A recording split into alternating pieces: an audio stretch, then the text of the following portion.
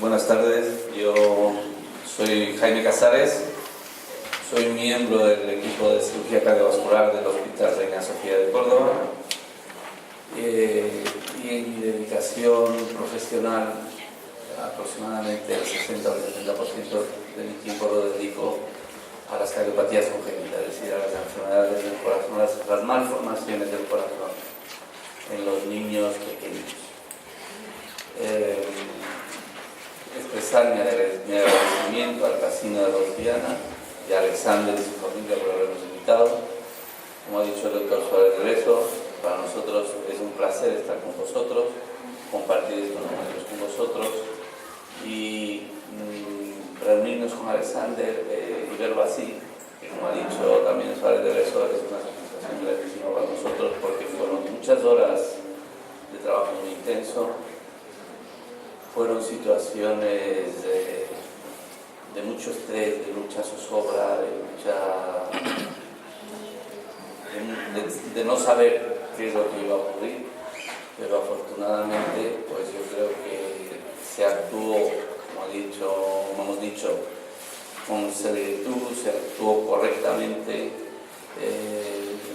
y eso nos permitió pues tener aquí a Alexander recuperado de su enfermedad. Les agradezco mucho la invitación. Bueno, yo voy a hacer un poco una historia, un resumen de la historia del trasplante cardíaco, que viene a ser más o menos una evolución que, como ha dicho el doctor Suárez también, que vais a ver que a lo largo de la historia, pues, prácticamente hasta el año 60, todo esto era una quimera y era una cosa que nadie pensaba que podía un órgano de un individuo distinto alojarse en el cuerpo de un paciente y funcionar correctamente. Dale, siguiente. Esto de órganos de unos funcionando en otros sitios, pues ya estuvo presente en las primeras cantadas por Homero y Ovidio en sus obras. Todos conocemos al dios Horus de egipcio que tiene, es un hombre con la cabeza de un órgano. O el Minotauro, que es un hombre con el cuerpo de un toro, con la cabeza de un toro. Entonces, siempre en el acervo del conocimiento del hombre, desde la época muy primitiva, han estado estos conceptos de un órgano o unos órganos fundidos en otra persona. En el mundo religioso, la reseña más importante que tenemos, no se ve bien en la representación, es del milagro de San Cosme y San Damián, que consiste en que un príncipe italiano perdió una pierna y a San Cosme y San Damián no se les ocurrió otra cosa que cortarle la pierna a un negro, porque se ve la pierna es negro, y fundírsela en la pierna del príncipe que la había perdido, ¿no? Siguiente. En realidad, todo empieza, ya veis ahí, desde el siglo XVIII, desde hace muy poquito tiempo, con este señor, que fue el creador de lo que es la cirugía experimental en Inglaterra. Siguiente. Luego, pues un insigne investigador científico francés, Claude Bernard, ya veis que es en 1803 a 1874, fue el diseñador del método científico por el cual nosotros nos guiamos y se ha desarrollado la medicina, ese desarrollo exponencial que comentaba. Hay una idea, tú planteas una hipótesis, esa hipótesis se prueba, se hacen pruebas y luego se sacan unas conclusiones y con esas conclusiones es con lo que va la medicina y el conocimiento mejorando. El diseñador de este método científico fue Claude Bernard. Luego ya veis que ya en el año a principios del siglo XIX, pues este investigador italiano empezó a hacer injertos de piel en animales y observar qué es lo que ocurría, ¿no? El primero que lo hizo en un hombre fue en 1869, ¿veis? Mediados del siglo XIX. Siguiente.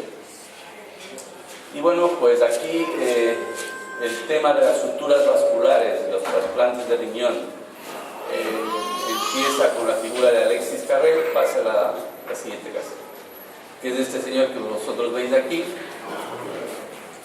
que ya dijo esa frase, ¿no? La simple curiosidad operatoria el trasplante de un órgano podrá quizá tener algún día un interés práctico. Este señor diseñó lo que es la sutura vascular, es decir, la manera de unir un vaso con otro, que esos conceptos y esas suturas son indispensables para nosotros poder unir el corazón de un donante al cuerpo de un receptor. El concepto de la sutura vascular. A principios del siglo ya se empezó a pensar que era posible técnicamente realizar trasplantes, pero en ese momento no se conocía que había una cosa que se llamaba el rechazo, es decir, había una serie de limitaciones que hace que los órganos de una persona no puedan estar alojados en el cuerpo de otro. Pues este señor ya en los años 60, lo que yo les estaba comentando en el doctor de Alejo también, que es cuando empieza el desarrollo de los conocimientos inmunológicos suficientes como para poder intentar empezar a controlar el rechazo. Su nombre era Peter Brian Medawar y este hombre fue premio Nobel en Medicina en 1960. Él desarrolló, descubrió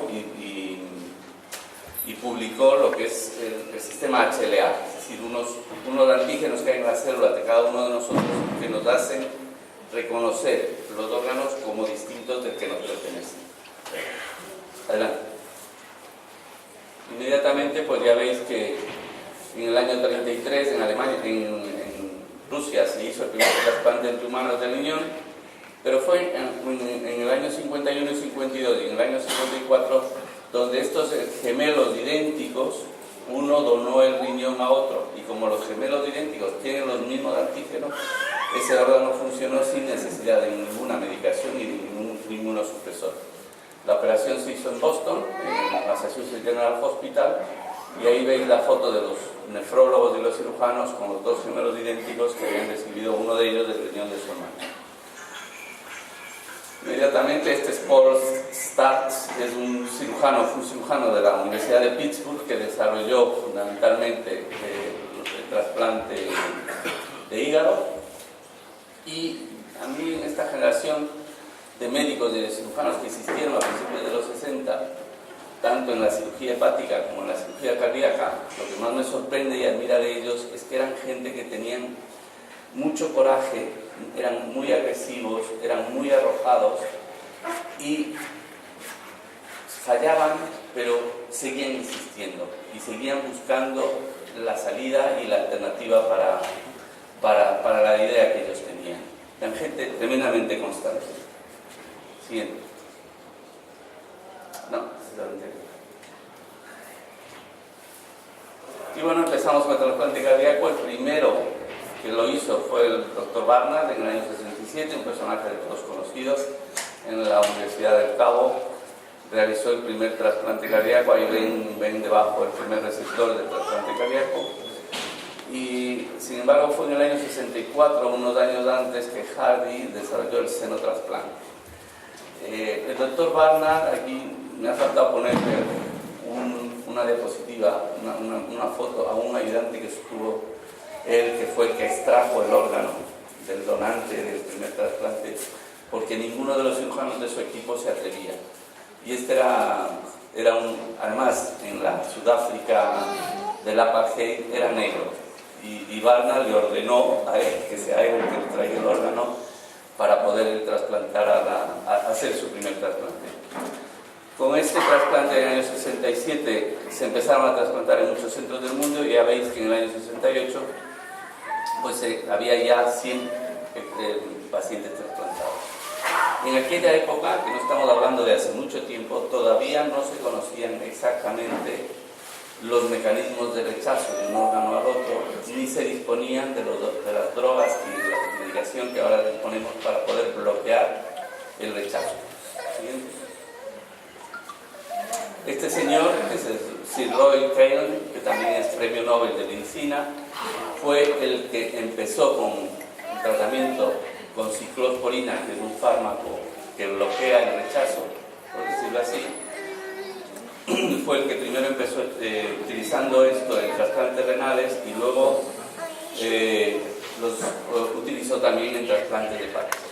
Con el advenimiento de este fármaco, de la ciclosporina, es cuando se tiene un gran desarrollo de lo que son los trasplantes cardíacos y la popularización a muchos centros del mundo para realizar trasplantes de órganos sólidos.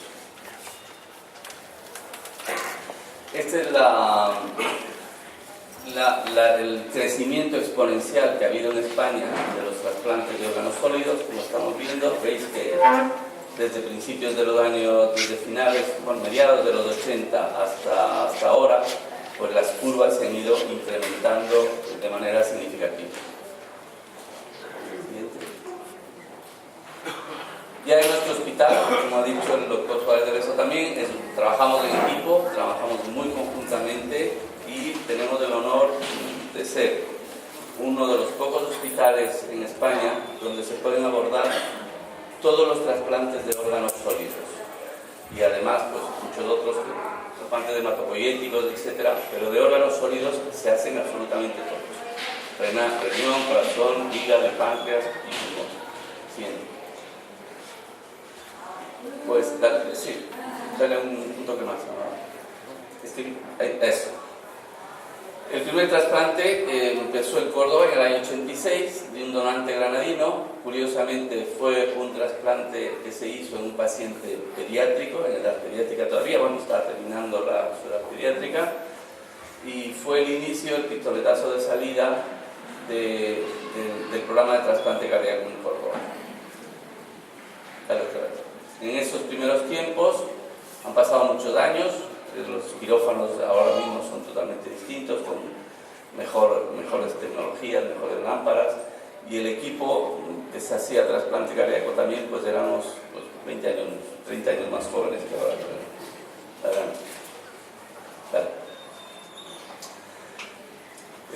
Inmediatamente pues esto causó una revolución en el Hospital de Córdoba. Vemos una revolución que fue una especie como digo yo, de tsunami. Se empezaron a organizar simposios y reuniones científicas en Córdoba para discutir los temas más candentes del trasplante cardíaco. El equipo liderado por el doctor Concha Ruiz, que lo veis ahí, y capitaneado por él, fue el que consiguió pues, el implante y el desarrollo del programa de trasplante cardíaco, y fue el que consiguió hitos como el trasplante neonatal, el primer trasplante neonatal de aquella época, me parece que fue el año 90 y algo, del primer bebé con pocos días nacidos que se sometía con éxito a un trasplante cardíaco. Todo esto sería imposible pensar sin la existencia de los donantes. En esto España es pionera, existe la Organización Nacional de Trasplantes, que permite, es una organización que permite que haya donantes, que haya órganos, que se puedan hacer trasplantes. Nosotros no podemos trabajar ni hacer trasplantes sin que haya un pool de donantes muy grande. Para esto se ha encargado y ha trabajado fenomenal la Organización Nacional de Trasplantes, y ahí veis en el lado derecho de la diapositiva cómo España lidera a lo largo de los años, por encima de todos los países europeos, incluso Estados Unidos y Canadá, en el número de donaciones por millón de habitantes. Siguiente. Aquí vemos la edad, me parece, la edad media de los donantes, cómo han ido incrementándose la edad de los donantes, y en la curva azul los donantes para pacientes pediátricos. La siguiente. Y ya refiriéndonos al campo de los trasplantes pediátricos, aquí veis en esta diapositiva resumida desde el año 88 al año 2016 el número de trasplantes que hemos hecho anualmente. Los hitos, como he dicho antes, en el año 88 empezó el primer trasplante, que se hizo en un niño de 16 años. En el año 92 el primer trasplante en un niño menor a un año. Como hemos visto antes, en aquella época se organizaron muchos simposios para discutir los temas más candentes del trasplante. En el año 98 el neonato, que he visto su diapositiva, de 8 días de vida, que fue trasplantado con éxito. En el año 2007 empieza lo que en realidad en estos últimos tiempos ha revolucionado nuestra actividad y nuestro trabajo, que es la introducción de los sistemas de asistencia ventricular, tipo ECMO en el año 2007 y en el año 2009 con el Berlin Heart, una especie de corazón artificial. Por último, en el año 2016 se inicia la posibilidad de programar trasplantes para pacientes pediátricos que no sean del mismo grupo sanguíneo, utilizando toda una serie de recursos y de medicación y de plasmaféresis, etcétera, para poder utilizar órganos que no sean isogrupo. Este del Berlin Heart es un dispositivo de asistencia ventricular que vemos ahí a la izquierda, un corazón severamente dilatado en situación de insuficiencia cardíaca, al que se le conecta esta ayuda. Es una bomba pulsátil que nos permite mantener al paciente vivo cuando su corazón está a punto de dejar de funcionar, nos permite mantenerlo vivo hasta que pueda haber un órgano que sea adecuado para él. El grupo son 75 trasplantes de 71 pacientes, como vemos ahí, desde los 8 a los 16 años. Ahí veis los hombres y mujeres, más de la mitad se han hecho de manera urgente. 7 se han hecho en pacientes que tenían un corazón artificial previo, como el que habéis visto en la diapositiva anterior, y 4 se han hecho con ECMO previo.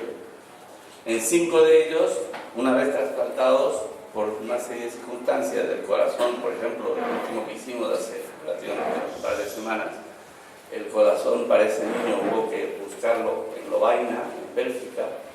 En el tiempo del viaje el corazón sufre mucho y lo apoyamos después del trasplante con el sistema de ECMO. ¿Siguiente? Y bueno, decirles muchas gracias. Este es nuestro hospital, nuestro centro, donde desarrollamos nuestra actividad. Y enhorabuena, Alexander, porque te has beneficiado.